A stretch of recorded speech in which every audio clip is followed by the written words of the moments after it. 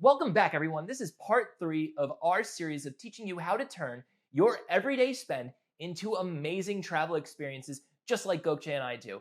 If you're new to the channel or if you're new to travel credit cards, we're going to link the first two parts down in the description below to catch up after you watch this video.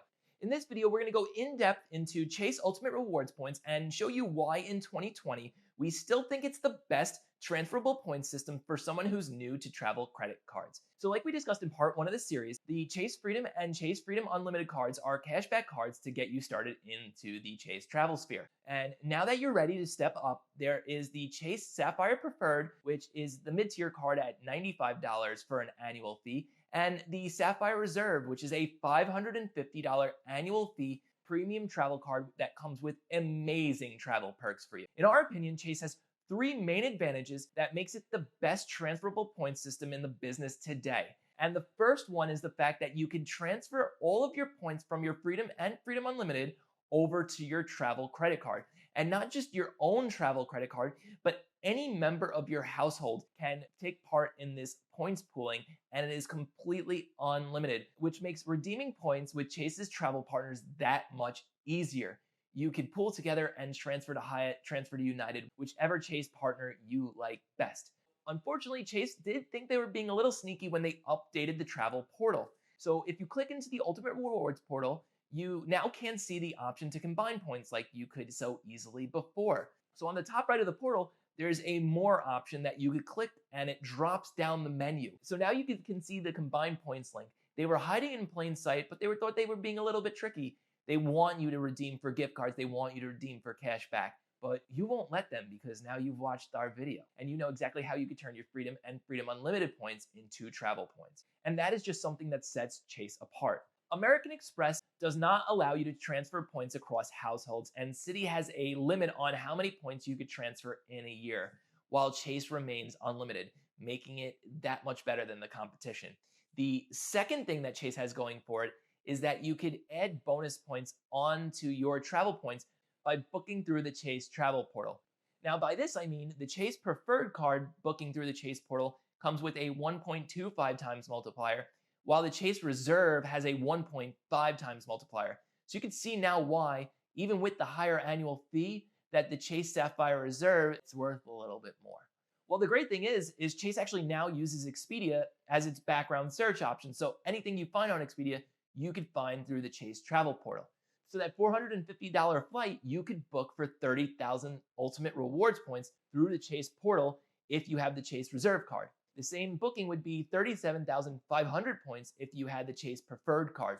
So over the long run, the Reserve is saving you extra points by having it over the Preferred. To be completely honest, we started out with the Chase Preferred card, so we get why you wouldn't want to step up to a $550 annual fee card, because it's easier for someone who's new to travel credit cards, and it has the higher sign-up bonus currently of 60,000 points to 50,000 points. So start with the Preferred and work your way up to the Reserve, but the Reserve has its added perks and benefits. And one of those other added perks and benefits of the Chase Sapphire Reserve is the $300 annual travel credit, which reduces the annual fee in actuality to just $250. This credit is so easy to use. You literally could use it for Uber, Lyft, regular taxis, subways, trains, airplanes, hotels, Airbnbs. It doesn't matter. The only thing you can't use it for is gas for some reason, but it's still so easy to use.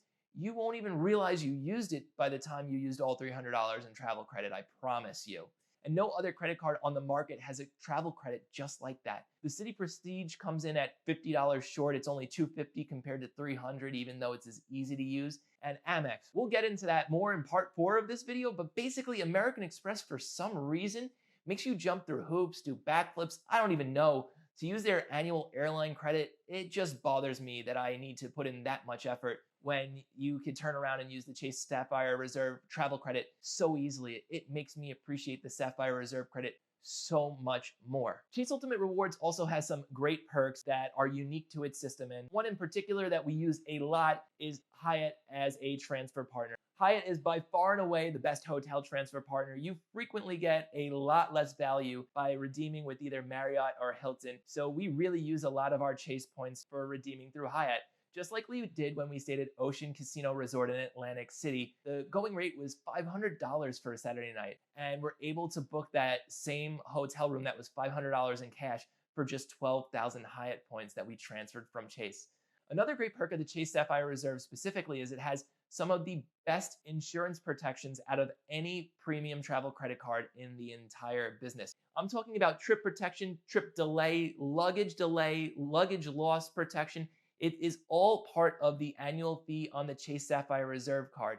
And on top of those insurance protections, you also get primary renter car insurance protection, a perk that Gökçe and I made use of recently when traveling from Istanbul to Kütahya to visit Gökçe's family and get a Turkish bath. Chase also has an amazing shopping portal which can be combined with bonus categories that you would normally use for your everyday shopping. For example, the Chase Freedom Card frequently gives you 5 points per dollar spent at department stores during the holiday season.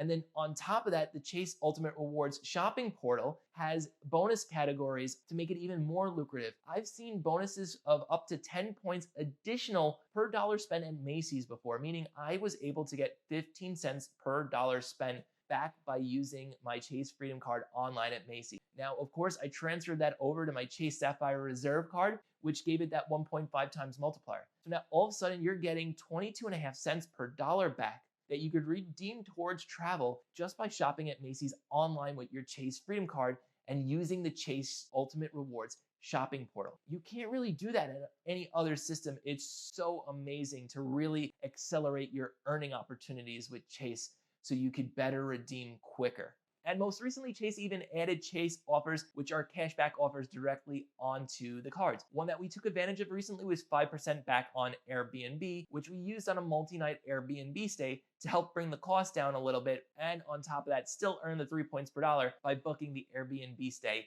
on our Chase Sapphire Reserve. Now, of course, there's some drawbacks with Chase. It's not all perfect. The big elephant in the room, of course, is the fact that the reserve just went from a $450 annual fee to a $550 annual fee. And that will definitely give some people pause. The good thing is they did add benefits like a DoorDash membership with DoorDash credits. And they also gave us a Lyft Pink membership, which gives you a 15% discount on all non-shared Lyft rides, as well as earning 10 points per dollar on your Sapphire Reserve or 5 points per dollar on your Sapphire Preferred by using it with your Lyft account. So there's even more opportunity to accelerate your earn. And we think these perks definitely make up for the fact of the increased annual fee, at least for now. We'll see how it plays out long term.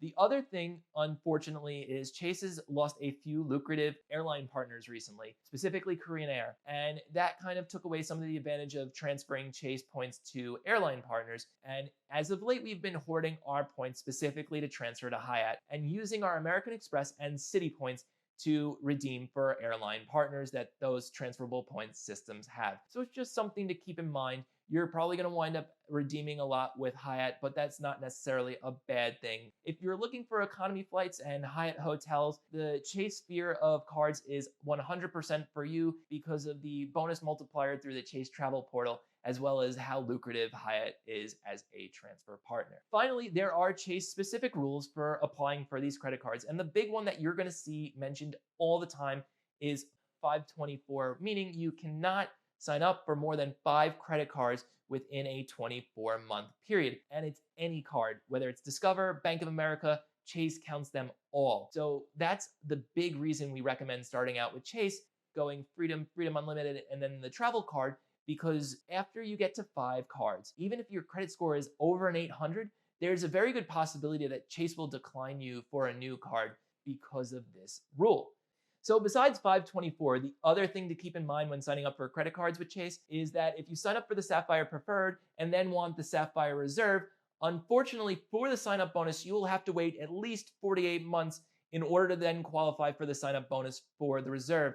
That's why we recommend going with the Preferred first for the higher sign-up bonus. And then if you want to upgrade, you can absolutely do so by calling Chase before the 48-month period. Of course, you'll miss out on that lucrative sign-up bonus. It's just something to keep in mind as you're starting out with Chase. So we hope you found all the information you were looking for with Chase Ultimate rewards and starting out with transferable point systems with Chase. Let us know in the comment section below, though, if you still have a question. We'd love to answer it for you. And don't forget to hit that like button. It means a whole lot to us to show your appreciation. Definitely stay tuned, subscribe to this channel, ring the bell for notifications, because part 4 of this series is going in depth with American Express membership rewards points. Thank you so much for watching. We hope to see you on the next one. See you guys soon.